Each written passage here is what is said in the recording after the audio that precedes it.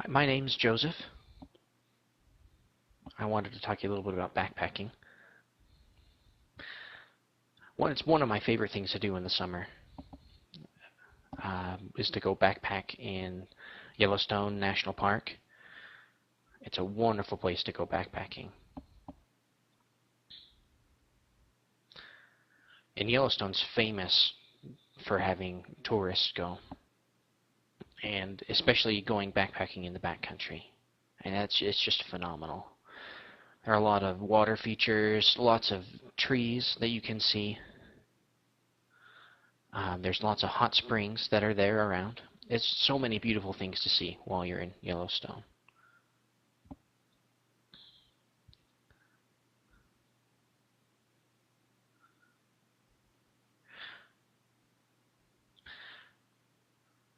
And so it's a lot of work to see. It may take a few hours before you are able to see something that's more beautiful than the things that you can see on the side of the road.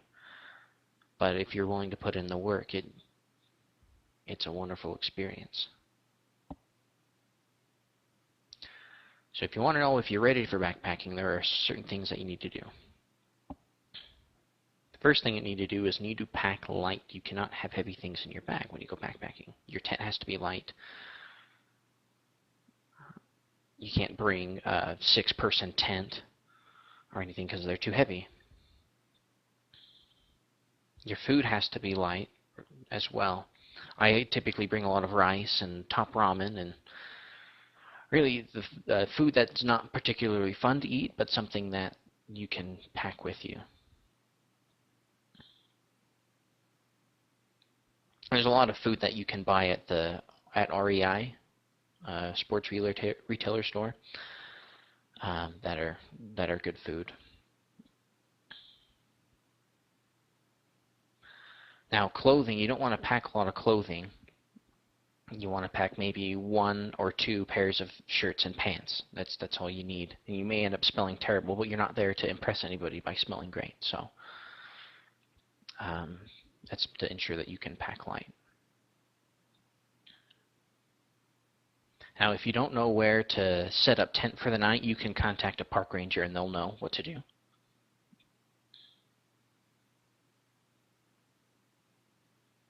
And it's also important to let them know where you're going because they're always concerned about people disappearing in the backcountry.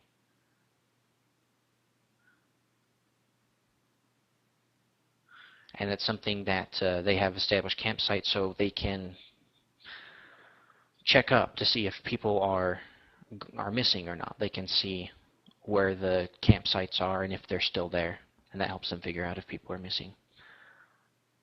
You'll need to bring lots of water.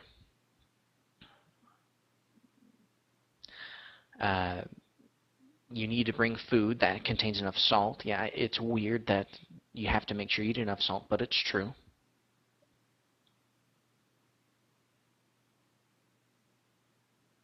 You have to take care of your body in order to make sure you don't get heat stroke. So that's one of the reasons why it's important for your backpack to be light, because that can cause you to get heat stroke really fast.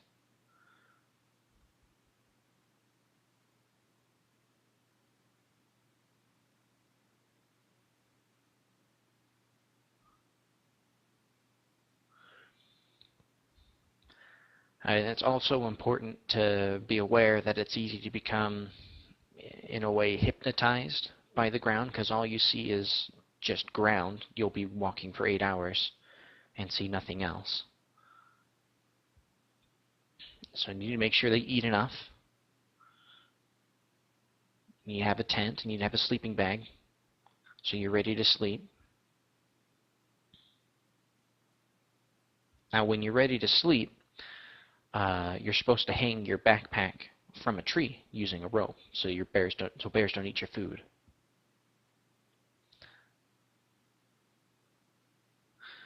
That way, if bears happen to come across your food, they'll see that it's unreachable and get bored and leave. And it's important to remember that the bears don't count about you. They want your food.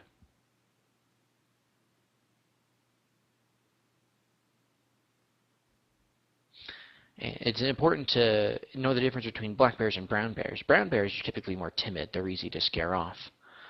But brown bears are trouble.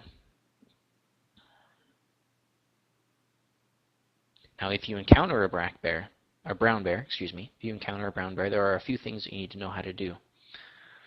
The first thing to know how to do is to play dead.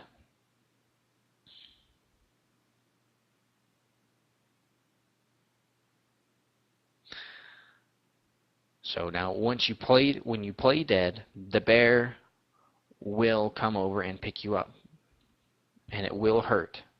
Don't scream. Just you have to pretend you're dead. So once the bear picks you up, he'll carry you to a specific place and then leave you there.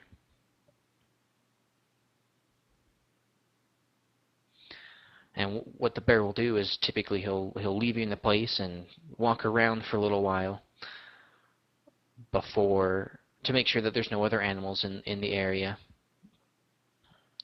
Then that way he can eat you in peace. So when he leaves you in that place and goes to scout the area, that's when you leave. You run as fast as you can. And run towards some kind of body of waters. Typically rivers are the easiest to find. That way the water will cover your scent and bear won't know where you have gone. And then you just run until you see somebody.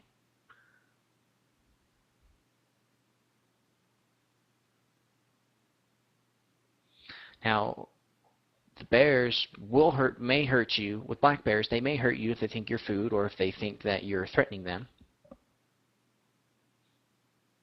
But they become especially aggressive.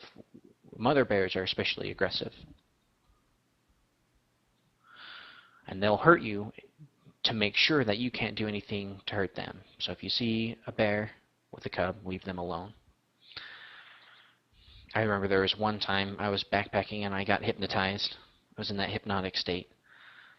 I was just walking up the trail and I saw 3 bear cubs. And I stopped and I was like, oh, how cute are these bear cubs? And it took me a second to realize that the mama bear's not too far away. So what I had to do was I turned around and made sure I was walking away from her cub, and I had to be sure I made a lot of noise so that the bear knew that I wasn't trying to steal her cubs, and that the bear knows that I'm traveling away from her cubs. So I was really fortunate that the mom wasn't with the cubs, because I would have been in an awful situation. So, but yeah, that's all you need to know. Thanks.